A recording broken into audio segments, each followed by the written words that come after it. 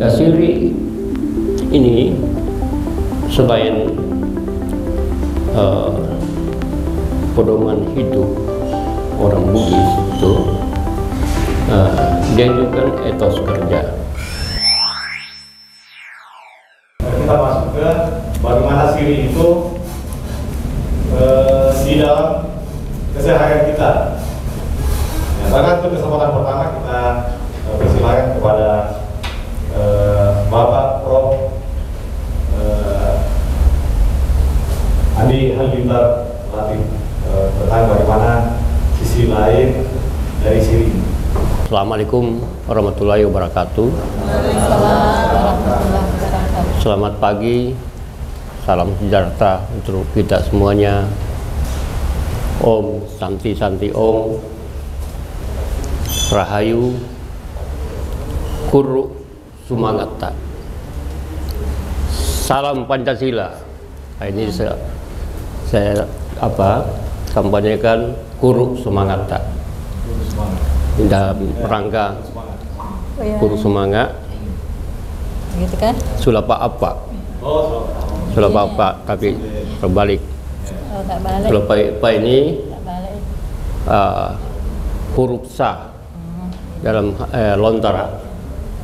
Huruf sa dalam lontara itu seluruh huruf lontara ada di situ. Simbol persegi 4 sulapa apa wala sudi, simbol kesempurnaan. Sah ini juga simbol daripada mulut. Jadi manusia Bugis dan Makassar itu selalu menjaga tujuh lubang dalam dirinya, 5 lubang di kepala, salah satunya adalah mulut. Jadi kata-kata, ada manusia karena ada suara, ada kata. Karena kata itu harus hati-hati kalau seorang pemimpin atau raja mengeluarkan kata-kata itu. Dari kata-kata ini juga ada menjadi adat dan kemudian menjadi hukum. Kata seorang pemimpin atau raja yang sudah terlanjur mengeluarkan kata-kata itu menjadi hukum. Pantangan ibarat ludah dikeluarkan itu mustahil untuk ditarik kembali. Karena itu untuk menjaga marwah dari kata-kata seorang raja, dibuatlah sebuah bahasa lain yang namanya bahasa ayo, bahasa non kata-kata, non verbal. Manusia ya tahu, yang untuk sepakat tahu itu manusia Bugis itu tujuan hidupnya itu selalu menjadi mulia. Karena itu kedo dan ampe jadi tutur kata dan tingkah lakunya harus selalu mencerminkan kemuliaan. Itu dijabarkan dan lain yang akhirnya pada dasarnya itu menjaga Siri, pece warak paling rendah, tapi puncaknya adalah Siri. Siri ini selain pedoman hidup orang Bugis itu, dia juga etos kerja, ya. Peneliti Siri orang Bugis dan Makassar ya dalam sini umumnya melihat ini sebagai fondasi. Siri ini fondasi pandangan hidup dan etos kerja. Tentang bagaimana tadi soal tahu dan sepakat tahu tentang harga diri, harga komunitas, keluarga. Kita ke Ibu belajar di Agustina tentang bagaimana tadi kalau kita bicara tentang etos, juga bicara tentang etika, tentang bagaimana syirik itu kalau sudah menyangkut harga diri itu sudah harga mati. Nah, bagaimana dari sisi hukumnya dan kaitannya dengan etos kerja tadi? Silakan. Assalamualaikum warahmatullahi wabarakatuh. Selamat siang, nama budaya. Keselamatan untuk kita semua. Salam si Bekatau.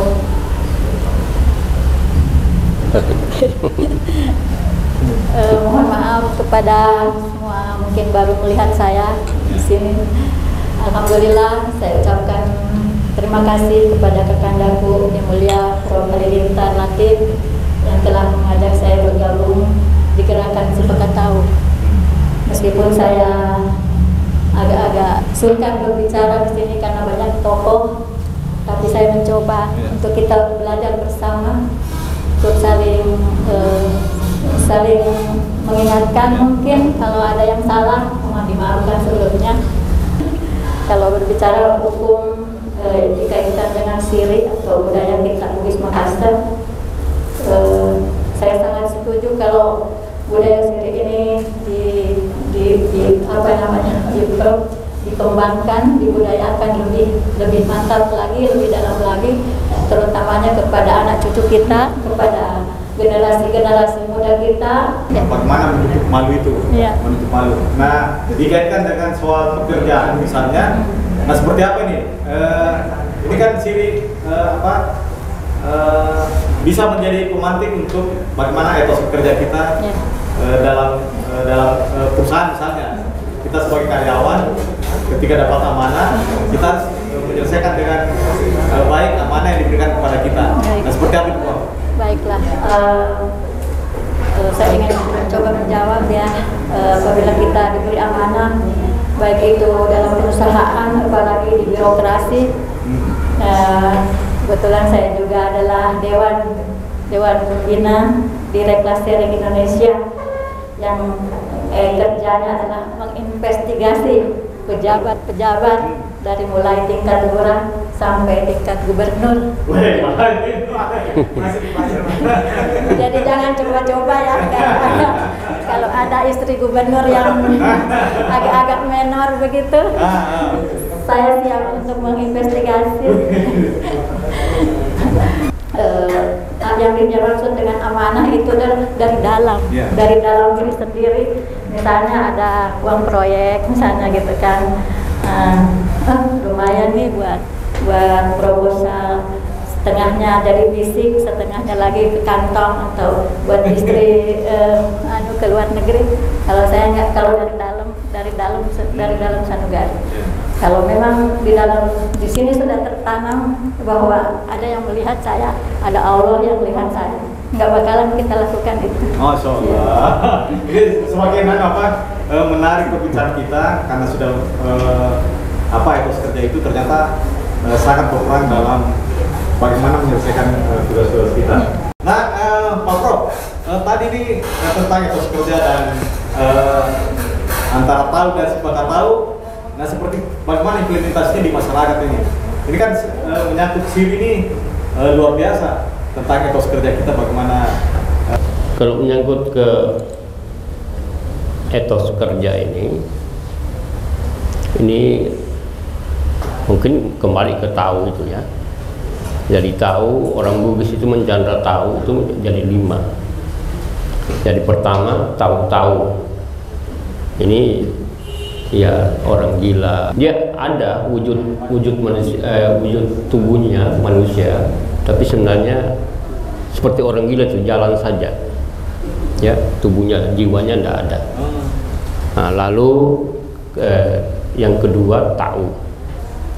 Nah, tahu itu karena belum bisa mandiri, itu umpamanya bayi, anak-anak belum bisa mandiri, biasanya dicandra sebagian alena, bagian dari ibu, masih bagian dari ibu, jadi belum bisa mandiri. Ketika seseorang sudah bisa mandiri, untuk dirinya. Nah, ini baru tahu tonga dan bagaimana berinteraksi dengan orang lain. Ketika manusia itu naik level lagi, menjadi dia bisa bukan untuk dirinya saja, bukan untuk keluarganya, tapi untuk masyarakat, masyarakat, agama atau negara. Itu dia menjadi tahu tong-tongang. Nah, etos salah satu ciri ini kan menjadi etos. Kita malu untuk jadi bodoh, malu jadi miskin, ya malu kalau apa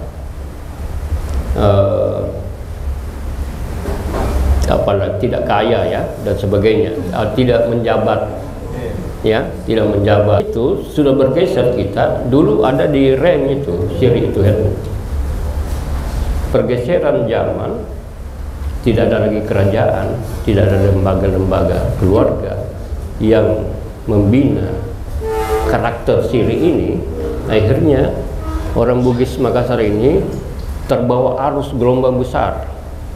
Apa gelombang besar itu dikonstruksi oleh negara atau dikonstruksi oleh global, termasuk teknologi ini atau isme-isme secara internasional, ya, transnasional, ya itu. Jadi mulai bergeser juga, akhirnya segala cara dihalalkan, segala cara untuk menjadi level jadi kaya dihalalkan, level untuk menjadi pejabat dihalalkan, level untuk menjadi orang macah juga dihalalkan. Andi Matalata almarhum, karena bapak saya menjadi timnya juga, timnya orang kepercayaan beliau waktu itu di Kodam, ya, mendirikan Stadion Matuangi. Itu waktu itu tidak ada duit. Terus Andi Pangeran menyerahkan tanah itu. Nah, itu dibangun dalam waktu singkat untuk, menurut Andi Matalata itu untuk harga diri, syirik. Jadi bangun karena syirik dan membangkitkan syirik. Ibu Andi, kira-kira bagaimana dengan kehidupan sekarang ini? Sekarang kan yang milenial dan saya kira Ibu Andi juga sudah banyak pengalaman. Masih seperti itu, masih kita pakai budaya. Bagaimana kepada yang lebih tua, kita dipakai aja. Bagaimana kepada sesama selevel saya, beda kita bicaranya. Bagaimana kepada terhadap di bawah, pasti ada tingkatan-tingkatan di dalam bertutur. Profesor, ya, tapi nilai kemanusiaannya, tahunya itu sebenarnya sekedar apa, kertas ya, ijazah gitu. Bahkan ini mungkin beli dan sebagainya.